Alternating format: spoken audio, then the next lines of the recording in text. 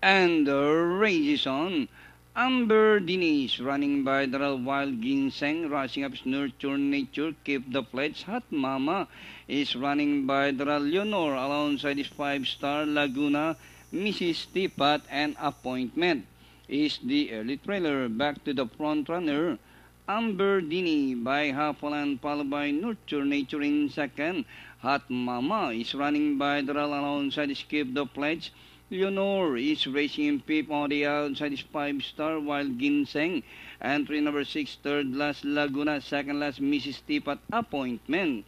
As they round the 3/4 mile distance, it's now Nurture Nature by Alan Kenhap, Amber Dini. The favorite, Keep the Pledge, is racing in third, moving up by the rally's Hot Mama.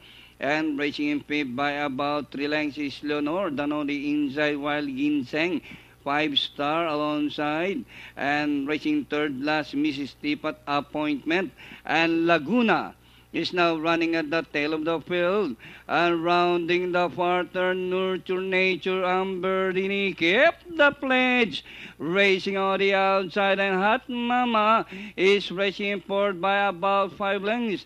Amber Dini, Nurture Nature, Keep the Pledge, and closing in fourth is Leonor, down on the inside is Wild Ginseng.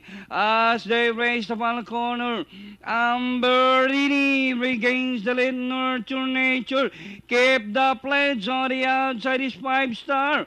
It's now Keep the Pledge from the outside. Now the course of the wind has been altered with the favorite grabs the lead. And on the outside rushing up is Leonor. It's now Leonor, and nearing the finish line, Leonor.